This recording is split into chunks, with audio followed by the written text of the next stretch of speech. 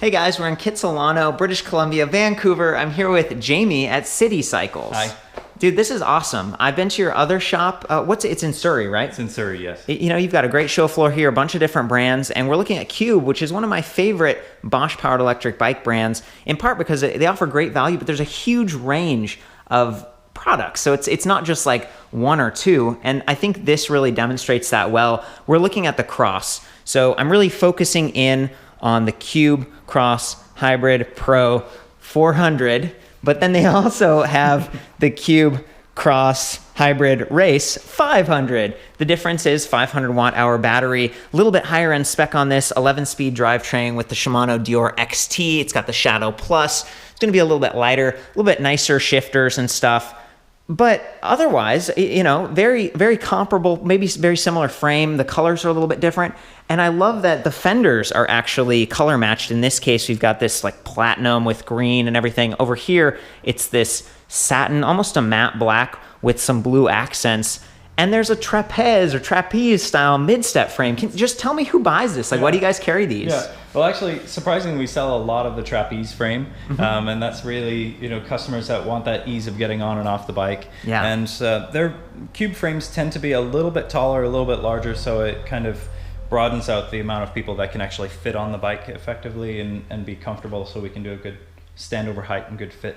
No, that's great feedback. When I came in, we're talking about Cube. I'm trying to get your insights because you run a shop, you actually service customers, and so it sounds like these frames from Cube run a little large, so you size down. You tell people to get a smaller size. We have had that experience that customers that typically ride a 50 or a 54 will find a smaller size a little bit more comfortable and confident whenever they hop on the bike, specifically for standover heights. Okay. I don't know. Well, I don't have a theory behind it. I'm just kind of seeing that's the pattern that we're having with this specific brand.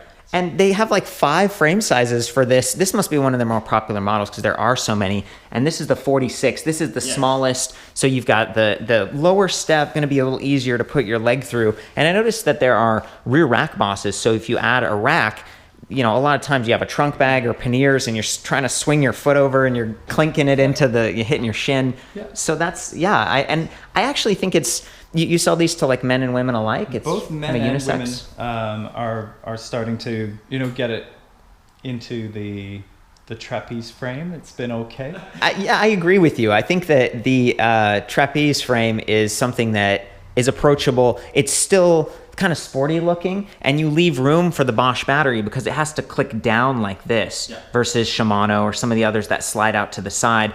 The benefit is, even if you get like the 400 watt hour battery here, let's say in 3 or 4 years, you're like, okay, this battery, I've been using it a lot and I want to upgrade.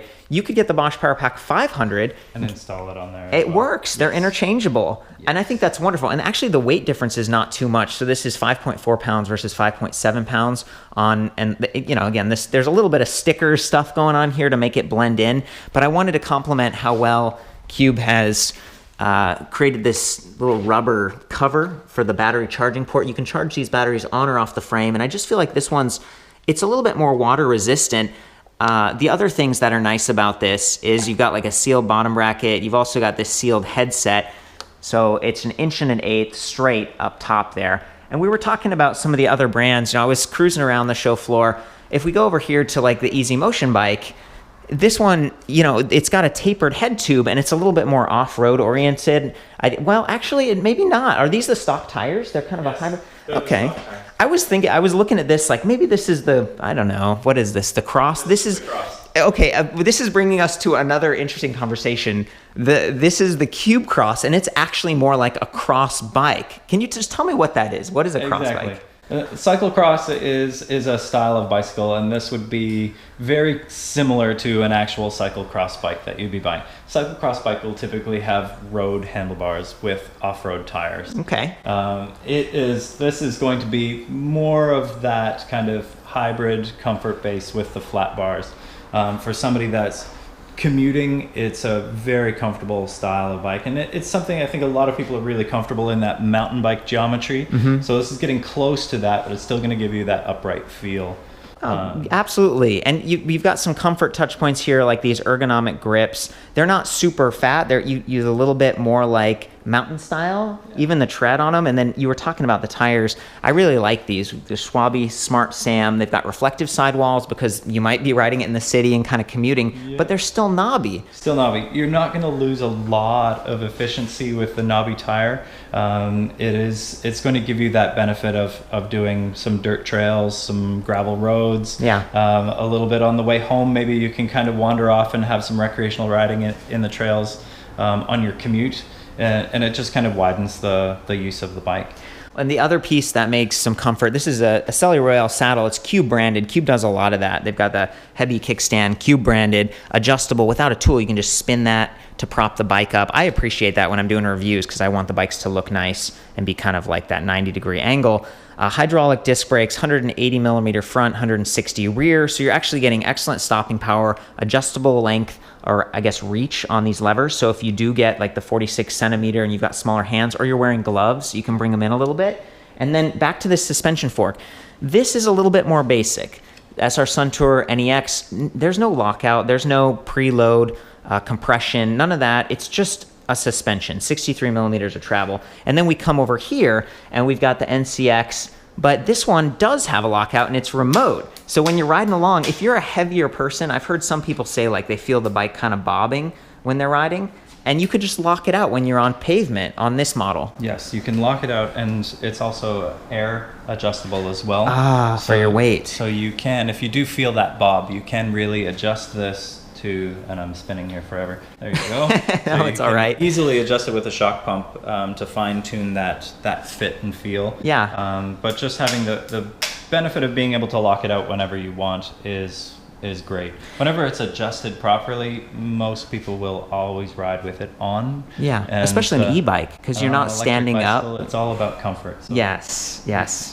I'm with you. And the other cool thing is, notice that this is a color matched fork over here. It's even kind of that satin. And then over here, color matched again. So these bikes are beautiful, and they're using the Bosch CX drive system. It's kind of exclusive. That's one of the higher end systems. They've saved a little bit of money by going with Purion display here. And again, depending on the ones you're looking at, I don't know if I've talked about price yet, $31.99 for the Pro over here. And then if you want to upgrade to the Race, it's $600 more, so $37.99. Better drivetrain, bigger battery, nicer suspension fork, but that's still $600. So this is what I was talking about. For a lot of people, it's like, that's good for me.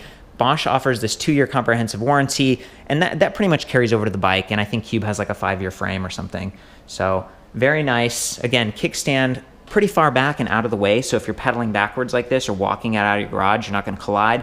Quick release on the front and the rear, so you can take off the tires pretty easily.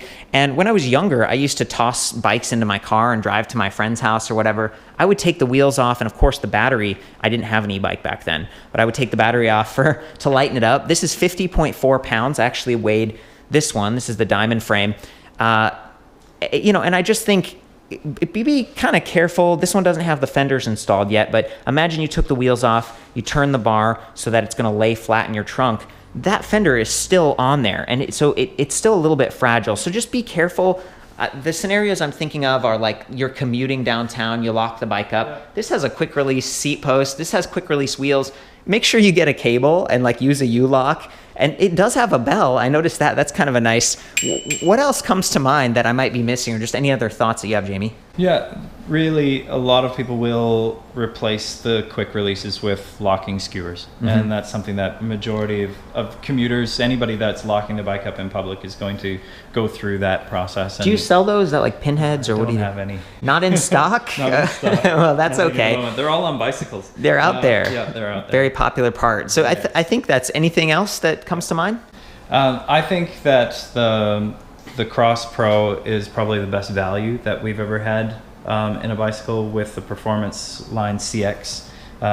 It's even with the 400 watt hour battery, for majority of the commutes, you're still getting great range. Yeah. You're getting that torque and power on the hills that 100% of the people want an e-bike for. Here, at least, is that help on the hills. And it still feels like a comfortable, real bicycle. And that's something that a lot of people love about this setup in general. For customers that are coming into our shop, it's familiar. Mm-hmm. and that's something that fits. It sells really well for us. And then just having the next level. So for the more experienced cyclist who wants larger gear range, wants a little bit further distance on the battery. Yeah. You want to have that next level of components, a little bit more of a refined feel. Yeah. There is that option, but this suits most people just fine. Okay. Some other quick thoughts. This is totally purpose-built electric bike in large part because of the bottom bracket motor integration. We've got a double skid plate thing going on here, which is really cool. We've even got a slap guard sticker, so if rocks flew up, if you took the fenders off, if you were actually using this for more of a cross trail environment, that's a nice little detail. We've also got the sticker slap guard back here. That's stuff that some companies just don't think about that, especially right here on the down tube. Just keeps the frame looking nice with pebbles coming up. An alloy bash guard right here by Miranda that is going to keep your pants a little bit cleaner and snag free if you're pedaling. The chain is a little bit exposed here, but this is better than the plastic cheapy ones, and it's going to keep it on track so it doesn't bounce off. The black frame looks really nice. It blends with the battery and the motor. Low centered weight distribution. That's exactly what you want. They even squeezed in bottle cages on the diamond frame. And if you have a car and you're hanging it off a rack, that's going to be easier to do. Whereas you might have to get a rack adapter here if you're going to hang this on the back of your car, and there are no bottle cages. Those are just a couple of the other little things I noticed between the two models. And I think I might take it outside now, if that's all right, and talk about the motor and go for a little test drive. Does that sound good? Sounds great. Okay, what's your address, by the way, for people who live in Vancouver? It's 3466 West Broadway. Okay, awesome. And then what's your website? It's City Cycles, CITE Cycles. Sweet. .com. Awesome. Thank you, Jamie. Thank you. Okay, so it's a classic Vancouver day. Been sprinkling a little bit overcast, but it's nice. It's really good weather. Got the bike out, found a quiet spot in the neighborhood, and I wanted to call it a couple of other things. As I was riding over here, I noticed there was some rattling. They do have a couple of support struts here and there. You could add a rack, as I mentioned before, but it wouldn't connect, it wouldn't support this the way that bikes that come with racks would. And you'll notice that the rear light is not connected right now. Even though it comes with one, they sort of bungee connect it right here somewhere on the frame. At least it's integrated, runs off the main battery, just like the headlight. This is a Lumitec lit. It's aimable, pretty nice lights. As you steer, it's going to point where you're pointing. I like all of that, but there is a little bit of rattling, and it might be that these fenders are not set up quite right. There's also this tag flapping around in the wind. Keep that in mind when we take off. This is a sealed cartridge headset up here. So if you live somewhere like Vancouver and it rains a lot, having a sealed cartridge headset's a little bit better, and it's not something that you can really tell unless you've assembled the bikes. That's why I don't usually mention it, but I just learned that recently, and so I wanted to call that out. This is actually more of a cross bike, and coming back to that little slap guard sticker and the tires and everything, I love those reflective sidewall stripes. You are going to hear a little bit of buzzing because of the tires. It's not going to be quite as efficient, but they're 700 by 40C 28 by 1.6 inches in diameter, and they do just a great job. They're 700C rims with reinforcement eyelets, going to make them a little bit tougher. They are 32 spokes versus 36, and more spokes gives you strength, but this might be just barely lighter, and maybe it's a cost savings approach, coming back to this being a bit more of a value-oriented bike. Seat post is extra long. It's 400 millimeters, and I actually didn't look at it on the trapeze frame, but I know about it on the diamond, and that's really long, and in fact it kind of comes into contact with these bosses down here if you try to drop it all the way. So it sounds like at the shop they just take a hacksaw to this and cut it if they get a customer who's a little bit shorter. Very standard diameter on that seat post, 27.2 millimeters. So if you're someone who wants added comfort, not just a suspension fork, not just the ergonomic grips, it's already a decent 16 degree angle stem. The other thing you can do is put on a thud buster or a body float or whatever, but that's going to add another 3 inches to your minimum saddle height. So just keep that in mind. Those are the trade-offs that you face when you start to customize the bike, but that's something I probably would do.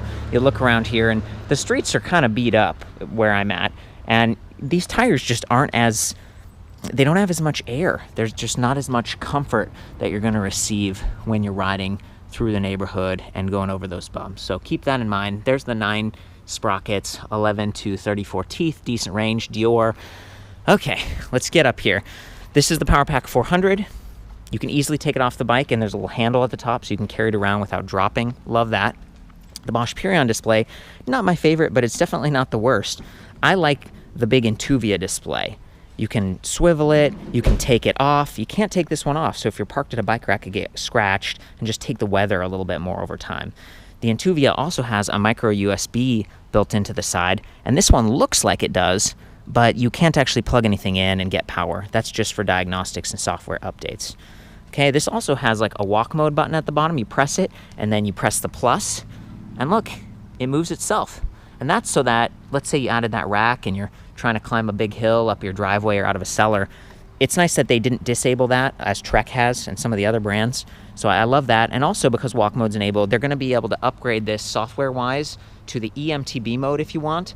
This is really like more motor than I guess you'd need for riding around the neighborhood, but if you actually take it on trails like a cross bike, then the CX is going to be a good choice. It offers up to 75 Newton meters of torque versus just 63 on the standard Performance Line motor, 250 watt nominal, but it surges over 500 watts.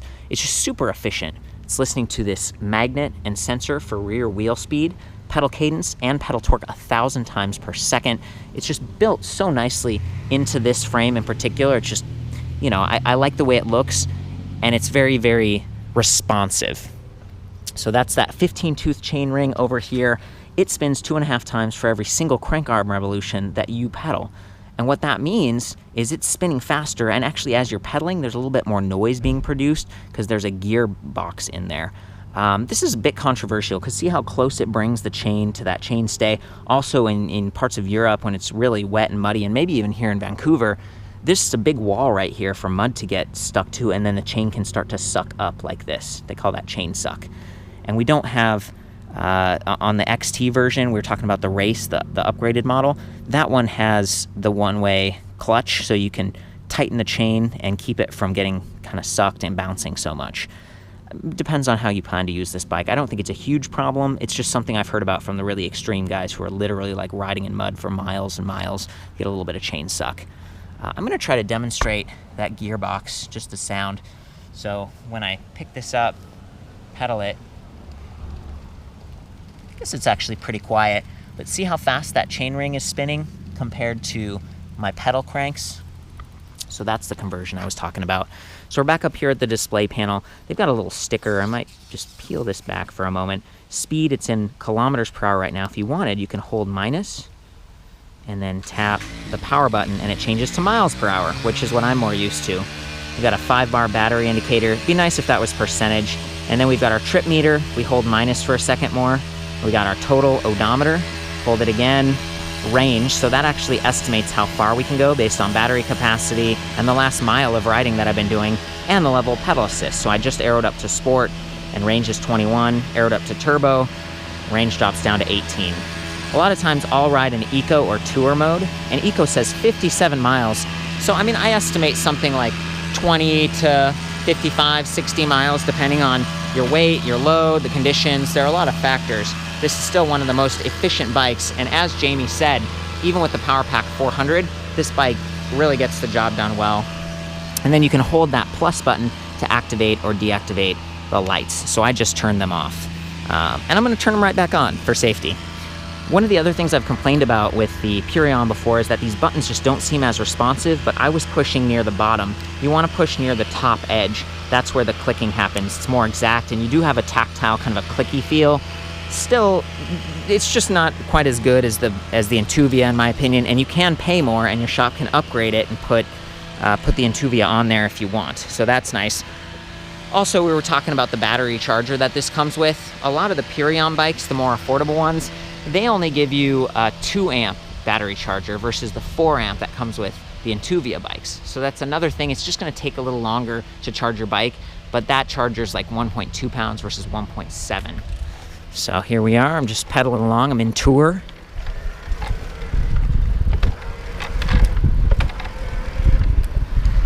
It starts and stops super fast, which is what you want for like mountain type riding.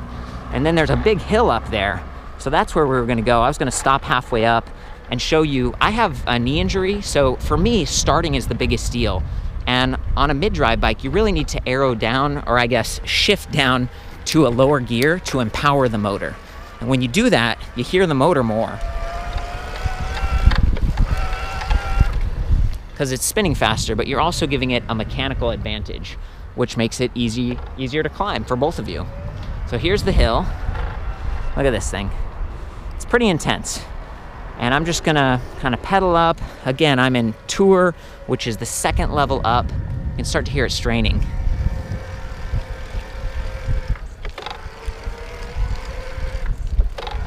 And now I'm gonna stop right here. Pretty, we're about halfway up the hill. Complete stop. I'm gonna arrow up a little bit to Sport, not even a turbo. Keep in mind, I only weigh 135 pounds though. And then just look for how quickly this starts.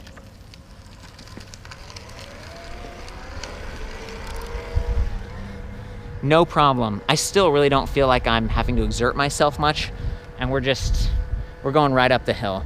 And this is the case for like all of the Bosch Performance Line motors, but especially so for the CX because of that high torque. And we're almost up.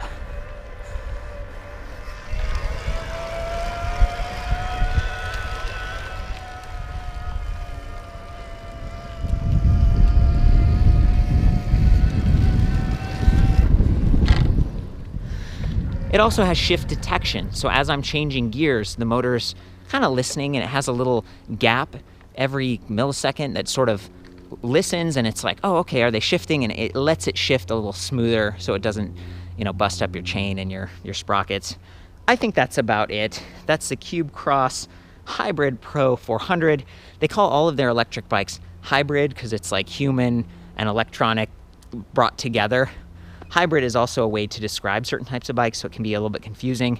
Overall, I really like the bike. I can tell where they made some compromises like the fork and even the drivetrain a little bit. You're still paying, but you're getting a really good system. For the full write-up on this, including measurements of this bike and the trapeze that we looked at in the store, I'll see you back at ElectricBikeReview.com. Of course, have fun out there. Ride safe.